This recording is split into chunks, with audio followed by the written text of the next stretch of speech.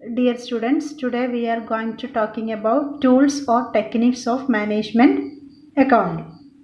Management accounting uses various tools or techniques to help managers to take better decisions. The main objective of management accounting is to assist the management in taking better decisions. For this purpose, so many tools are used by the management accounting.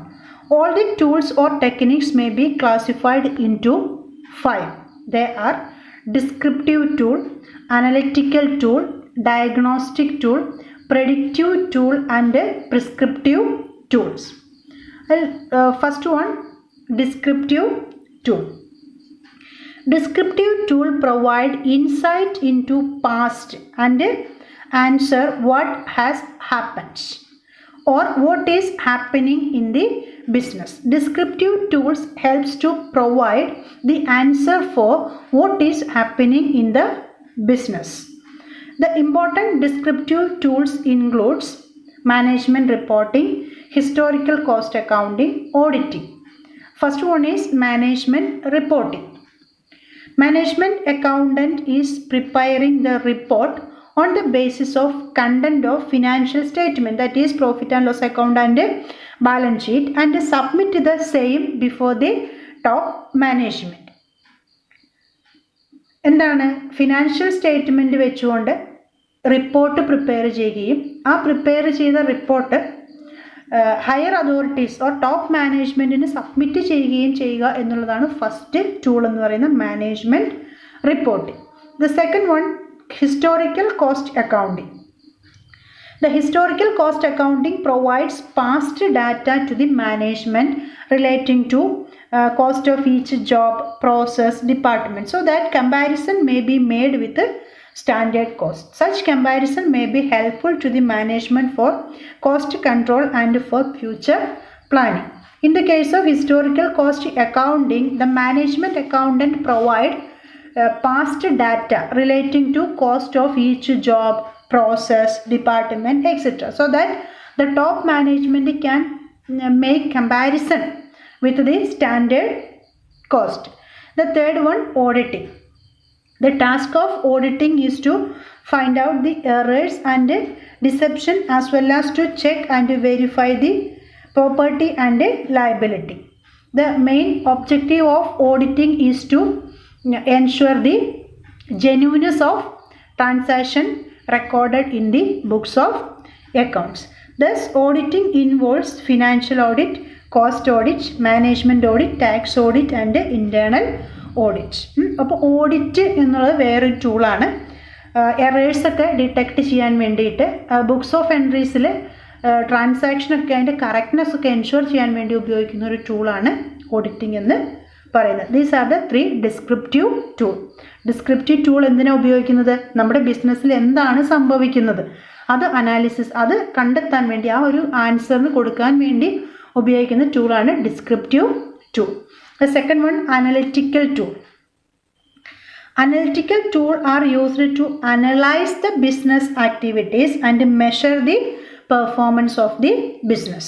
ബിസിനസ്സിൻ്റെ performance analyse ചെയ്യാനും അതേപോലെ തന്നെ അതിൻ്റെ performance measure ചെയ്യാൻ വേണ്ടി ഉപയോഗിക്കുന്ന ടൂളുകളാണ് analytical tool എന്ന് പറയുന്നത്. These tools helps to analyse liquidity position, solvency, profitability, efficiency etcetera of the business organization. The important analytical tools are ratio analysis, standard costing, budgetary control. First one, ratio analysis. Then under this technique, accounting ratios are used to analyze liquidity, solvency, profitability, efficiency etc. of the business organization. ഈ ടൂളിൽ accounting ratios നമ്മൾ പഠിച്ചിട്ടുണ്ടാവും. Current ratio, liquidity ratio, ആ ratio ഒക്കെ വെച്ചുകൊണ്ട് business ഓർഗനൈസേഷൻ്റെ liquidity, solvency ഒക്കെ എന്ത് ചെയ്യുന്നു? Analyse ചെയ്യുന്നു. ആ ഒരു പെർഫോമൻസ് എത്രയാണെന്ന് അറിയാൻ വേണ്ടിയിട്ട് ആ ഒരു റേഷ്യോയുടെ സഹായത്തോടു കൂടി എന്ത് ചെയ്യുന്നു? ഓവറോൾ പെർഫോമൻസ് അനലൈസ് ചെയ്യുന്നു. Second one, standard costing. Standard costing എന്താണെന്ന് നമുക്കറിയാം. Under this technique, standard cost of various elements of cost are predetermined and then actual cost are compared with the standard cost. The variants are analyzed and their reason are ascertained അല്ലേ.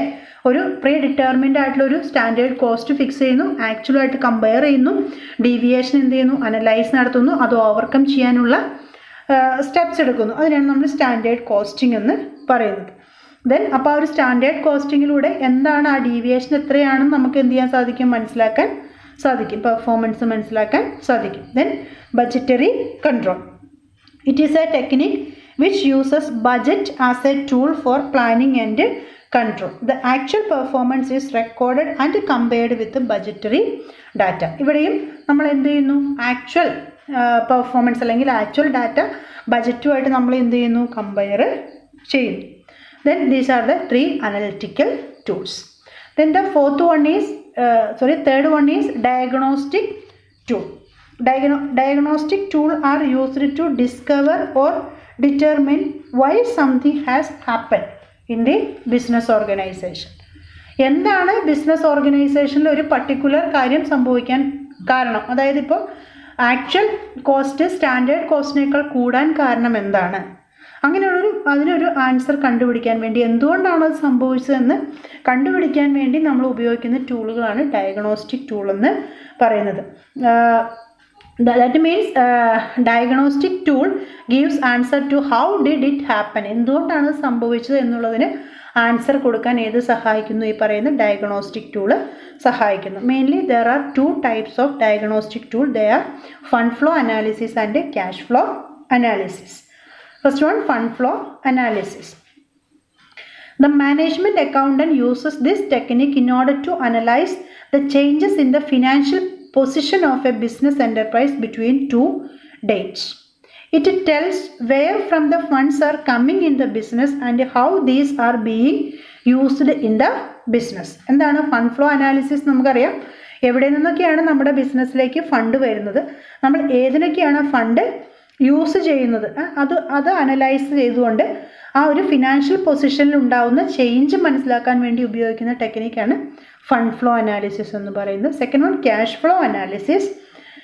Then it gives detailed information of cash inflow and cash outflow.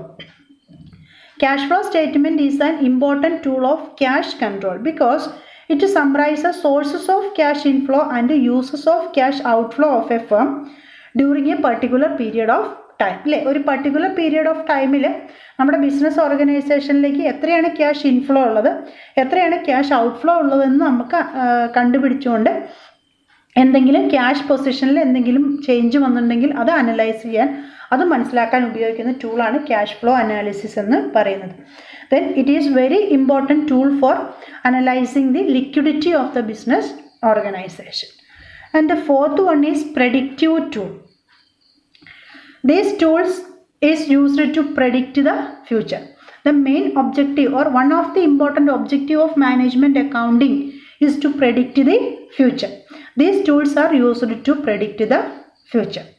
Then these tools are helps to give the answer what is likely to happen in future.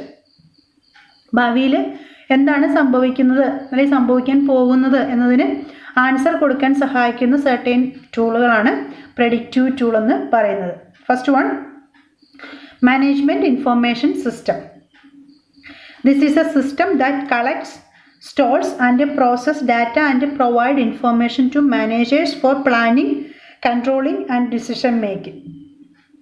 അതായത് ഒരു ഓർഗനൈസേഷനെ സംബന്ധിച്ചിടത്തോളം എല്ലാ ഇൻഫർമേഷനും collect ചെയ്യുകയും store ചെയ്യുകയും അത് process ചെയ്യുകയും മാനേജേഴ്സിന് ആവശ്യമുള്ളപ്പോൾ അത് പ്രൊവൈഡ് ചെയ്യുകയും ചെയ്യുന്ന ഒരു ICT എനേബിൾഡ് ആയിട്ടുള്ളൊരു സിസ്റ്റമാണ് ഇതെന്ന് പറയുന്നത് MIS എന്ന് പറയുന്നത്. അപ്പോൾ അതൊരു ഫ്യൂച്ചറിൽ കാര്യങ്ങൾ പ്രെഡിക്റ്റ് ചെയ്യാൻ ഒരുപാട് മാനേജ്മെൻറ്റിനെ സഹായിക്കുന്ന ഒരു സിസ്റ്റമാണ് MIS എന്ന് പറയുന്ന ഒരു ടൂളാണ് management information system.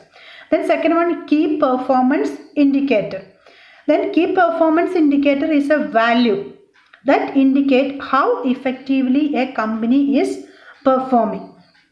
This is used to evaluate the success of the company. In short, it is a type of performance management that helps to understand how an organization or department is performing. ഒരു ഓർഗനൈസേഷൻ്റെ key performance indicator എന്ന് പറയുന്നൊരു value ആണ്. ഒരു ഓർഗനൈസേഷൻ്റെ performance എത്രത്തോളം ഉണ്ട് അത് high ആണോ law ആണോ എന്ന് കാണിക്കുന്ന ഒരു വാല്യൂ കണ്ടുപിടിക്കുന്ന ഒരു ടൂളാണ് കീ പെർഫോമൻസ് ഇൻഡിക്കേറ്റർ എന്ന് പറയുന്നത്. Then simulation.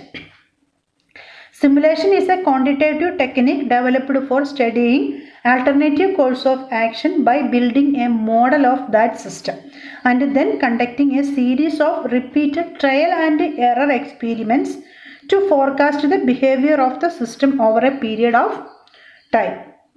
എന്താണ് ഒരു സിമുലേഷൻ ടെക്നിക്ക് എന്ന് പറഞ്ഞു കഴിഞ്ഞാൽ ഒരു ആൾട്ടർനേറ്റീവ് കോഴ്സ് ഓഫ് ആക്ഷനെ സ്റ്റഡി ചെയ്യാൻ വേണ്ടി ഡെവലപ്പ് ചെയ്തിരിക്കുന്ന ഒരു ക്വാണ്ടിറ്റേറ്റീവ് ടെക്നിക്കാണ്. അതെങ്ങനെയാണ് സ്റ്റഡി ചെയ്യുന്നത്? By developing a model of that system. ഒരു പർട്ടിക്കുലർ സിസ്റ്റത്തെ പഠിക്കുന്നുണ്ടെങ്കിൽ ആ സിസ്റ്റത്തിൻ്റെ ഒരു മോഡൽ ഡെവലപ്പ് ചെയ്യുകയും അതിൽ റിപ്പീറ്റഡ് ആയിട്ട് ട്രയൽ ആൻഡ് എറർ മെത്തേഡ് വെച്ചുകൊണ്ട് എക്സ്പെരിമെൻ്റ് നടത്തിക്കൊണ്ട് അതിൻ്റെ ബിഹേവിയർ, ആ സിസ്റ്റത്തിൻ്റെ ബിഹേവിയർ എന്താണെന്ന് ഫോർകാസ്റ്റ് ചെയ്യുകയും ചെയ്യുന്ന ഒരു ടെക്നിക്കാണ് സിമുലേഷൻ. അതായത് ഒരു റിയാലിറ്റി അല്ലാത്തൊരു സാധനത്തെ നമ്മൾ എന്ത് ചെയ്യുന്നു? റിയാലിറ്റി ആക്കി മാറ്റുന്നു. അതിനെയാണ് നമ്മൾ സിമുലേഷൻ എന്ന് പറയുന്നത്. Then balanced score card. This is a technique of providing information to the management to help strategic policy formulation and achievement. Balanced score card എന്ന് പറയുന്നത് ഇതും ഒരു സിസ്റ്റം, എന്താ പറയുക, ഇൻവെൻ്ററിയുമായി റിലേറ്റഡ് ആയിട്ടുള്ളൊരു കീപ്പ് ചെയ്യുന്ന ഒരു ടൂളാണ്. അതുമായി റിലേറ്റഡ് ആയിട്ട് ഇൻഫോർമേഷൻ മാനേജ്മെൻറ്റിന് കൊടുക്കാൻ സഹായിക്കുന്ന ഒരു ടൂളാണ് balanced score card. Then fifth one, statistical and graphical technique. The management accountant uses various statistical and graphical technique in order to make information more meaningful and presentation of the same in such form so that it may help the management in decision making. Graphical ടെക്നിക്കുകൾ ഉപയോഗിക്കുക അല്ലെങ്കിൽ statistical ടെക്നിക്കുകൾ ഉപയോഗിക്കുക. അതായത് അത് വെച്ചുകൊണ്ട് management accountant കൂടുതൽ information present ചെയ്യുമ്പോൾ അത് ടോപ്പ് മാനേജേഴ്സിന് ഒരുപാട് പെട്ടെന്ന് മനസ്സിലാക്കാനും അത് വെച്ചുകൊണ്ട് ഡിസിഷൻ എടുക്കാനും സാധിക്കും. Then regression analysis. This is a statistical method of investigating the relationship between variable and predicting the value of unknown variable. ഒരു നോൺ വേരിയബിൾ വെച്ചുകൊണ്ട് അൺനോൺ വേരിയബിൾ പ്രെഡിക്റ്റ് ചെയ്തുകൊണ്ട് അതിൻ്റെ റിലേഷൻഷിപ്പ് കണ്ടുപിടിക്കുന്ന ഒരു സ്റ്റാറ്റിസ്റ്റിക്കൽ ടൂളാണ് റിഗ്രഷൻ അനാലിസിസ് എന്ന് പറയുന്നത്. These are the predictive tool. And the last one is prescriptive tool. This tool prescribes a number of different possible actions to guide the management toward a solution.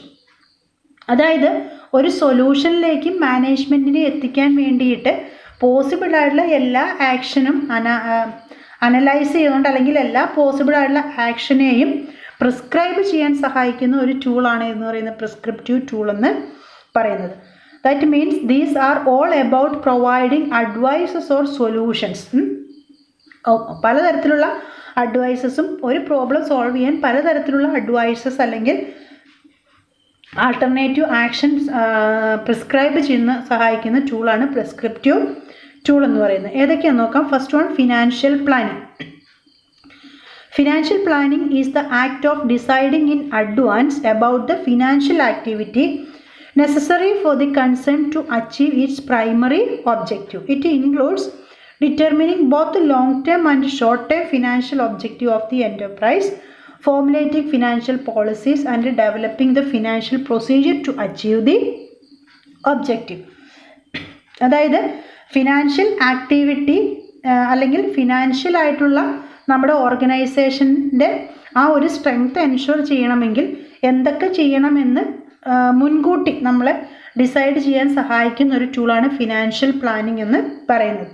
ഈ ഒരു tool വെച്ചുകൊണ്ട് നമുക്ക് financial policies formulate ചെയ്യാം.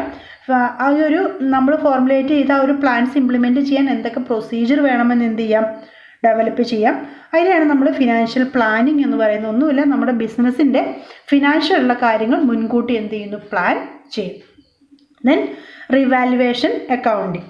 Through this technique management accountant assures the maintenance and preservation of the capital of the enterprise. It brings into account the impact of changes in the price on the preparation of the financial statement. അതായത് financial statement prepare ചെയ്യുമ്പോൾ assets and ലയബിലിറ്റിയിൽ വന്നിരിക്കുന്ന ആ ഒരു change കാണിച്ചുകൊണ്ട് നമ്മൾ financial statement prepare ചെയ്യുന്ന ആ ഒരു ടൂളിനെയാണ് നമ്മൾ റീവാലുവേഷൻ അക്കൗണ്ടിങ് എന്ന് പറയുന്നത്. Then marginal costing. This is the techniques used to fixing the selling price, selection of best sales mix, best use of raw materials or resources, or to make or buy decision, etc. etc. Then marginal costing is based on fixed cost, variable cost and contribution. Okay, in short, marginal costing provides advice on a number of problem. ഒരുപാട് problem solve ചെയ്യാൻ business organisation സഹായിക്കുന്ന ഒരു ടെക്നിക്കാണ് marginal costing. Selling price fix ചെയ്യാൻ, sales mix fix ചെയ്യാൻ, make or buy decision എടുക്കാനൊക്കെ നമ്മളെ സഹായിക്കുന്ന ഒരു ടെക്നിക്കാണ് മാർജിനൽ കോസ്റ്റിംഗ്. മാർജിനൽ കോസ്റ്റിങ്ങിൻ്റെ 3 കോമ്പണൻസ് നമ്മൾ പറയാം: fixed cost, variable cost and contribution. Contribution is the difference between sales and variable cost. അപ്പോൾ ആ ഒരു മാർജിനൽ കോസ്റ്റിംഗ് ടെക്നിക്ക് എന്ന് പറയുന്നത് വേറൊരു ടൂളാണ്. Then decision accounting. Decision making is the core function of top management. For this purpose, the technique of decision accounting is used in management accounting. Decision making involves choice of best possible alternatives from various alternatives. Decision accounting considers financial implication of each alternative course of action and enables management to select the best course of action. Decision accounting. Decision എന്ന് പറഞ്ഞാൽ നമുക്കറിയാം, ഒരുപാട് ആൾട്ടർനേറ്റീവിൽ നിന്നും ഏറ്റവും ബെസ്റ്റായിട്ട് alternative എടുക്കുന്നതിനാണ് നമ്മൾ decision എന്ന് പറയുന്നത്. ആ ഒരു ഡിസിഷൻ മേക്കിങ്ങിന് സഹായിക്കുന്ന അക്കൗണ്ടിങ് ആണ് ഡിസിഷൻ അക്കൗണ്ടിങ് എന്ന് പറയുന്നത്. ഡിസിഷൻ അക്കൗണ്ടിങ് എല്ലാ ആൾട്ടർനേറ്റീവിനെയും അതിൻ്റെ ഫിനാൻഷ്യൽ ഇംപ്ലിക്കേഷൻ ഇവാലുവേറ്റ് ചെയ്യുകയും ഏറ്റവും ബെസ്റ്റായിട്ടുള്ള ആൾട്ടർനേറ്റീവ് ഏതാണെന്ന് എന്ത് ചെയ്യുകയും ചെയ്യുന്നു, സജസ്റ്റ് ചെയ്യുകയും ചെയ്യുന്നു. Then responsibility accounting. This is an accounting system that holds each manager responsible for their activities and costs which are under his or her direct control. ഓരോ മാനേജേഴ്സിനെയും അല്ലെങ്കിൽ ഓരോ വ്യക്തിയെയും റെസ്പോൺസിബിൾ ആക്കുന്ന, അവർക്ക് കൊടുത്തിരിക്കുന്ന റെസ്പോൺസിബിൾ ആക്കുന്ന അല്ലെങ്കിൽ അവർക്ക് കൊടുത്തിരിക്കുന്ന ആക്ടിവിറ്റിയോട് റെസ്പോൺസിബിൾ ആക്കുന്ന തരത്തിലുള്ള അക്കൗണ്ടിങ് ആണ് റെസ്പോൺസിബിലിറ്റി അക്കൗണ്ടിങ് എന്ന് പറയുന്നത്. ഈ ആക്ടിവിറ്റിയിൽ ഇൻക്വയർ ചെയ്യുന്ന എല്ലാ കോസ്റ്റിലും ആ ഒരു വ്യക്തിക്ക് ഡയറക്റ്റായിട്ട് എന്തുണ്ടായിരിക്കും, കൺട്രോൾ ഉണ്ടായിരിക്കും. It is an accounting system of control where responsibility is assigned for the control of cost. അല്ലേ, റെസ്പോൺസിബിലിറ്റി കൺട്രോൾ ചെയ്യാൻ വേണ്ടിയിട്ട് ഉപയോഗിക്കുന്ന അക്കൗണ്ടിങ് ആണ് responsibility accounting. These are the prescriptive tool used for management accounting. Then all these tools are discussed in our next chapters. Then ഇതൊക്കെയാണ്, ഈ ഒരു ടൂളുകളൊക്കെയാണ് നമുക്ക് ഈ അക്കൗണ്ടിങ്ങിൽ മെയിനായിട്ട് പഠിക്കാനുള്ളത്. ഇതെല്ലാം നമ്മളിപ്പോൾ മാർജിനൽ കോസ്റ്റിംഗ് പഠിക്കാനുണ്ട്, ഡിസിഷൻ അക്കൗണ്ടിങ് പഠിക്കാനുണ്ട്, റീവാലുവേഷൻ അക്കൗണ്ടിങ്, റെസ്പോൺസിബിലിറ്റി അക്കൗണ്ടിങ്. ഇതെല്ലാം അടുത്ത ചാപ്റ്ററുകളിലായിട്ട് നമുക്ക് ഡീറ്റെയിൽഡായിട്ട് പഠിക്കാനുള്ളതാണ്. Okay, thank U.